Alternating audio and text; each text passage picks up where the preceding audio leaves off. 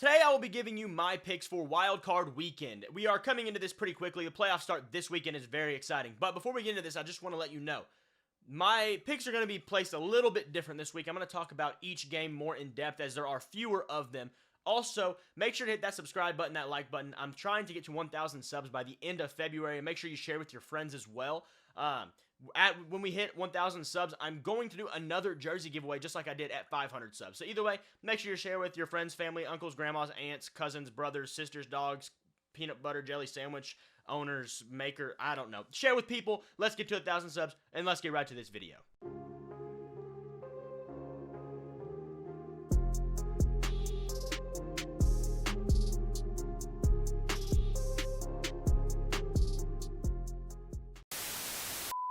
Starting off down in Houston, Cleveland goes to Houston to play the 4-5 matchup in the AFC. Obviously, Cleveland opens with the -2.5 favorite, even though they are the away team. So this one's interesting to me because it's, well, in fact, really not that interesting. To me, this is the game that, you know, it's two teams who, can they really make the Super Bowl? And I don't know, because neither has very good quarterback play, neither has a particularly, in terms of elite quarterback play, excuse me, neither has a super dominant run game, though Cleveland's is pretty dang good. But Cleveland has that staunch defense that is going to be tough to beat. Texans, C.J. Stroud, Joe Flacco, obviously the two quarterbacks, they've had really, really good years, or for Flacco, a good month and a half or whatever it's been. But do we really expect either of them to go on and win a Super Bowl? I don't think so. Joe Flacco's had a great run. C.J. Stroud is going to win Offensive Rookie of the Year himself, had a great rookie year. But this is a rookie quarterback versus Joe Flacco. And not to mention, Joe Flacco has the defense behind him that he does. That's going to help Cleveland win this game, in my opinion. I think this one is relatively close, but maybe not, you know, the closest game ever. Like, let's say by a touchdown difference. Cleveland does win, and I'll go, let's say, 31-24. The next game on Saturday night is going to be the Dolphins versus the Chiefs. And this one, Kansas City opens up as a 3.5-point favorite. Not too surprised for me. I mean, they are at home, and this is going to be a very, very cold game. That could affect the Dolphins pretty rough, considering, you know, they're down there from Miami. It's not super, you know, fair to them in a way. But that is what it is. You got to play where you got to play. This is Tyreek's first game back in Arrowhead, which will be really interesting to see how well he does and how well a guy like Andy Reid is able to scheme it up and take him away out of this game. This is going to be a tough one to throw in due to the temperatures, and if it's anything like Buffalo, I'm sure the winds are going to be up there too.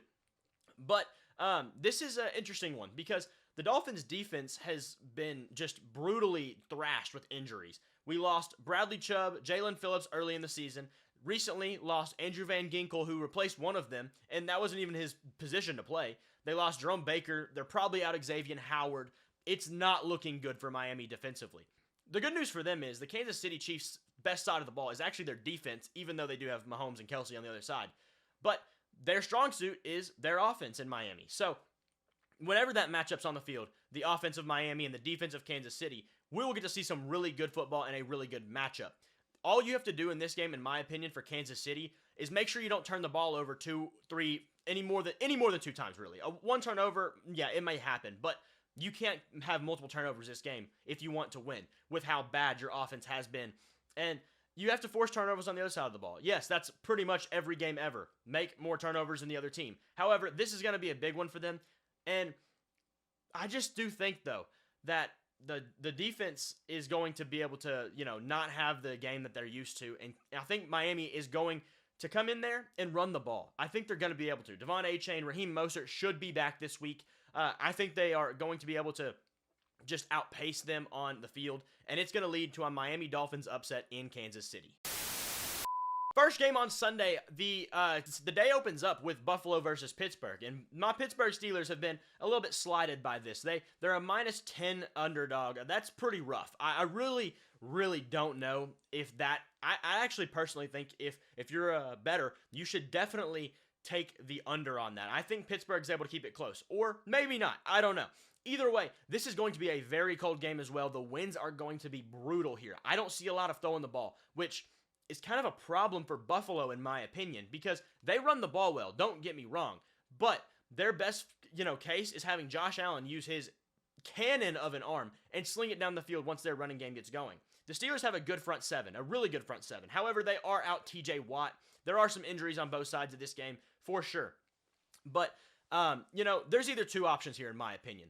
Either the Buffalo Bills blow out the Pittsburgh Steelers, which is probably pretty likely, honestly. I mean, 10 points, yes, I said you should take the under, but I think it's a possibility that they do still do that.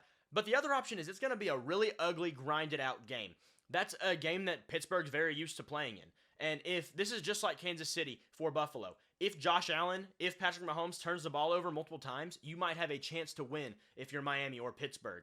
And that's going to be Pittsburgh's pretty much only way to win this game. They run the ball well with Najee Harris and Jaylen Warren, and they're going to have to do that. And to do that, they're going to need to be in close range to the end zone to score as quick and as good as possible. And I think they're able to going into this week. I see a lot of issues with Buffalo's ability to keep the ball in their hands. And, they've made it this far. They've made the 2 seed, and I think that's great. I think Josh Allen probably deserves MVP for scoring as many touchdowns as he had. But one bad game of turnovers from Josh Allen, it could lead to a very big upset in this playoffs. However, I'm still going to go with Buffalo, and, maybe not by 10. I say they win by maybe, we'll go 8 points. 8-point difference. We'll go 32-24, however that works. The AFC is all done, and we're going to jump to the NFC now, starting with the Dallas Cowboys taking on the Green Bay Packers in Dallas. This game is another not very good one. I mean, this one, honestly, I don't know how the Dallas Cowboys can lose. Green Bay just simply doesn't have enough talent. Unlike Pittsburgh in the AFC, yes, they might be a 7 seed, and they might not be very good overall, but the defense has talent. The offense has weapons. They just got to utilize it right. Green Bay, not the same way. They do have some offensive talent. The defense, they have talent, but their defensive coordinator is quite literally an idiot. So I don't see any way that the Dallas Cowboys offense doesn't win this game. And if they don't, Mike McCarthy should be fired probably before he even leaves the stadium. Either way, Dallas at 7.5 is probably pretty fair. I think this is one that the over could definitely hit, just because I think the Cowboys could easily run away with this in this game. And, if they don't, like I said, that'll be a bigger problem than anything else. Final score on this one, I'm going to go Dallas. We'll go 38, Green Bay 24. This could be the game of the week, in my opinion. The Rams and the Detroit Lions, obviously the two teams who swapped quarterbacks just a few years ago. Jared Goff, Matthew Stafford returning, playing their old teams. And this is going to be super interesting on Sunday night. Detroit is a 3.5-point favorite, and I think that's fair. They were the 3 seed. The Rams, let me just say this. They have a good team. However, their team is based off of about 5 players, and that is Matthew Stafford, Cooper Kupp, Puka Nacua, Kyren Williams, and then Aaron Donald and, maybe bits and pieces around the defense. But they're pretty bare bones roster talent-wise. Other than those guys, there's not a whole lot to work with. I mean, Tyler Higbee's a good player. You've got a few linemen that are pretty solid, no doubt about it, but nothing amazing. Defensively, you've got 2 rookies in Kobe Turner and Byron Young, who are very solid, but maybe not great players. You're going to depend on your offense going out there and scoring a ton of points. Puka Nacua, Kyren Williams, Cooper Kupp getting after it in this game.